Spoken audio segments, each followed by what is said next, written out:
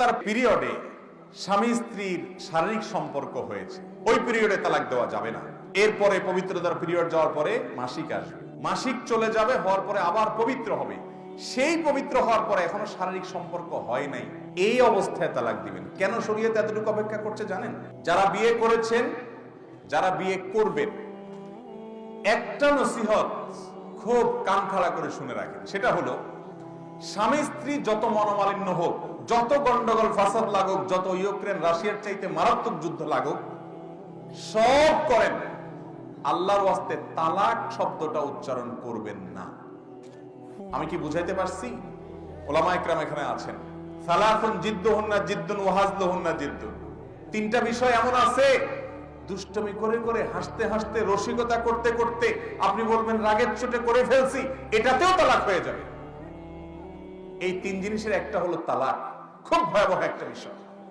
আমি প্রায় বলি, ভাই বউয়ের সাথে খুব রাগারাগি হয়েছে, মেজাজ খুব গরম হয়ে গেছে, বউ বেশি উল্টোপাল্টা করে ফেলছে, সীমা লঙ্ঘন করে ফেলছে, সহ্য করতে পারতেছেন না, এটা ধাক্কা দিয়ে দেন, একটা চিমটি দিয়ে দেন, একটা সত্য কথা বলে দেন। খবরদার তালাক শব্দটা এভাবে বলবেন না।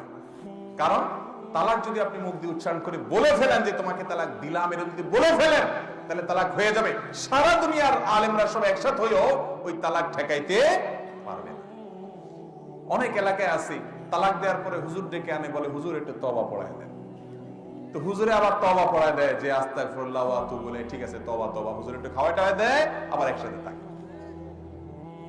যদি হারাম শরীফের ইমাম সাহেবরাও ধরে নিয়ে আসেন, মসজিদে নববীর ইমাম সাহেবরাও ধরে নিয়ে আসেন, বাইতুল মুকাররমের খতিব সাহেবরাও ধরে নিয়ে আসেন, সব হুজুররা একসাথে হইয়া আপনি তালাক দিয়া দিছেন, যদি আপনারে তওবা পড়ায় আবার জোড়ায় দিতে চায়, যদি শরীয়তে জোড়ানোর ব্যবস্থা না থাকে, তো সব হুজুর মিলেও জোড়াইতে পারবে? এরকম কোন সিস্টেম নাই ভাই। হ্যাঁ, যদি তালাক সিস্টেম মতো দেন, তাহলে ফেরত নেওয়ার সুযোগ থাকবে। সুন্নাহ সম্মত তালাক যদি দেন, সেটা কি? সেটা হলো, ভাই কোনো কারণে বনিবনা হচ্ছে না, কোনো কারণে হচ্ছে না, কোনোভাবেই হচ্ছে না। আল্লাহ তাআলা কোরআনে কারীমে তিনটা ধাপ বলেছেন। নাম্বার 1, প্রথমে নসিহত করবেন, উপদেশ দিবেন, বুঝাবেন।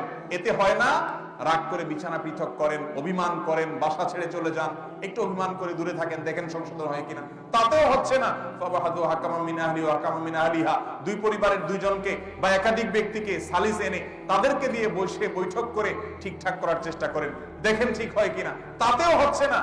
এবার আপনি ভয় পাচ্ছেন না, এর সাথে ঘর করলে তো আমি কখন খুন করে বসি, কখন গালি দিয়ে বসি, না আমার চরিত্র নষ্ট হয়, মুখ নষ্ট হয়, গুনাহ হয়ে যায়, চলবে না একসাথে কোনোভাবে।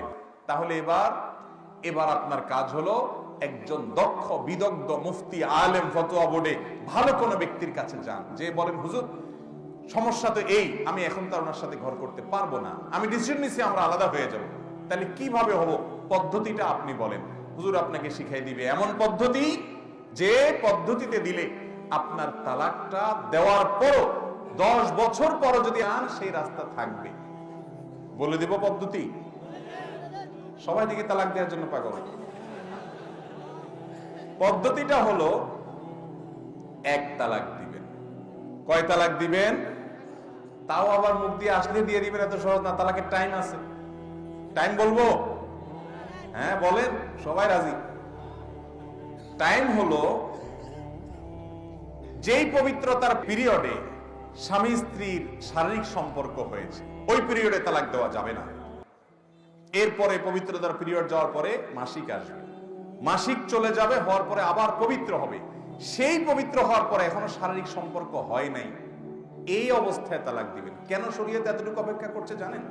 এর কারণ হলো, শরীয়ত নিশ্চিত করতে চায় যে এই তালাকটা সুবিবেচনা প্রসূত। আপনি খুব চিন্তা ভাবনা করে, ভেবে চিন্তে তারপরে সিদ্ধান্তে এসেছেন, যেমনি সেমনি সিদ্ধান্ত নেন নাই।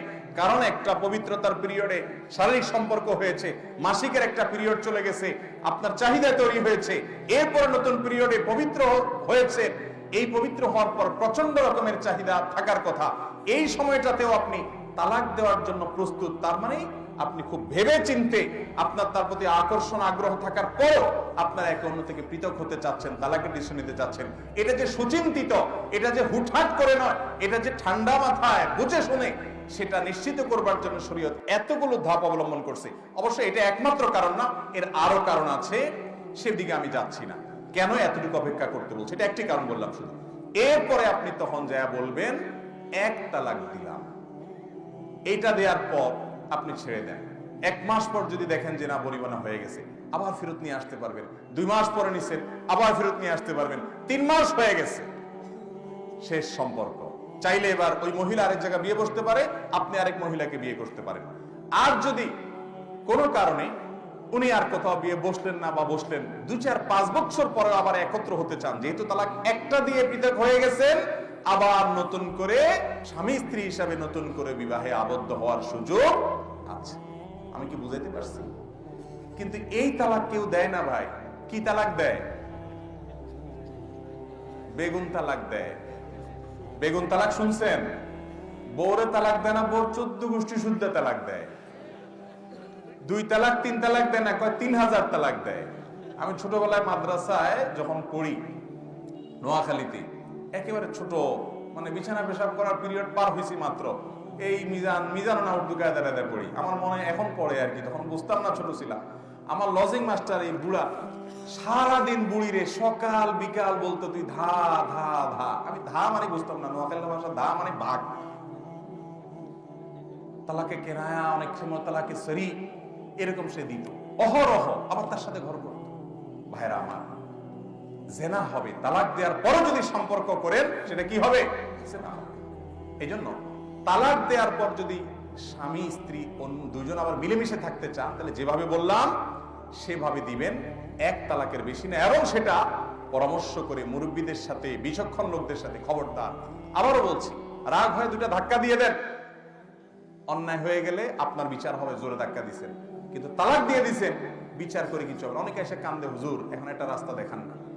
প্রায় সময় আমাদের মসজিদে আসে, তালাকের ফতোয়া শোনার পর আমার নিজেরই খারাপ লাগে। 2টা 3টা বাচ্চা আছে, হাফেজ ছাত্র আছে, ছেলে আছে, দেখা যাচ্ছে স্বামী স্ত্রীর মধ্যে তালাক হয়ে বসে আছে। 3টা তালাক হয়ে গেছে, জীবনে বারবার একই কাহিনী করছে, বারবার করছে।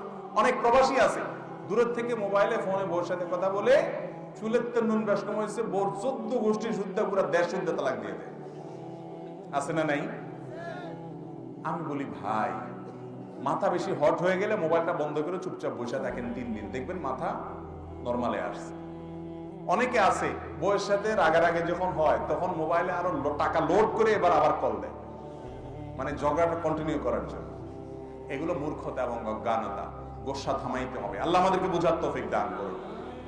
ঢাকা শহরে আরো কয়েক বছর আগের জরিপ বলছে, প্রতিদিন শুধু ঢাকা শহরে 39টা করে বিবাহ ভাঙে। আমি গত বছর মৌলভীবাজার এক মাহফিলে গেছি, এলাকার চেয়ারম্যান সাহেব আমাকে বললো, হুজুর আমি নতুন চেয়ারম্যান হয়েছি, কয়েকদিন হয়েছি, এই কয়েকদিন সম্ভবত 10 দিনের কথা বলছিল, 10 দিনের ভিতরে 25টা বিবাহ ভাঙার বিচার আমার কাছে আসছে। আর আমার কাছে যেগুলো আসলে সেগুলো সংখ্যা আমি জানি না। ঘরে ঘরে খানখান হয়ে যাচ্ছে, ধৈর্য নাই, সহ্য নাই। বউয়ের একটু উলটপালট হচ্ছে, তালাক মেরে দিচ্ছে ছোট লোক স্বামী, আর ছোট লোক স্ত্রী, স্বামীর উলটপালট হয়েছে, বলে যে তোমার সংসার থেকে বাপের বাড়ি গেলাম। আল্লাহ তাআলা আমাদেরকে ধৈর্য সহ্য দান করুন। জানেন, ধৈর্যশীলদের জন্যই জান্নাত। ইন্নামা ইউওয়াফাস সাবিরুনা আজরাহুম বিগাইরি হিসাব। ধৈর্যশীলদেরকে আল্লাহ ওখানে দিবেন। আস-সাবরু সাওয়াবুল জান্নাহ। অধৈর্যশীলের জন্য জান্নাত আসে। অতএব ধৈর্য ধরবেন তো ইনশাআল্লাহ।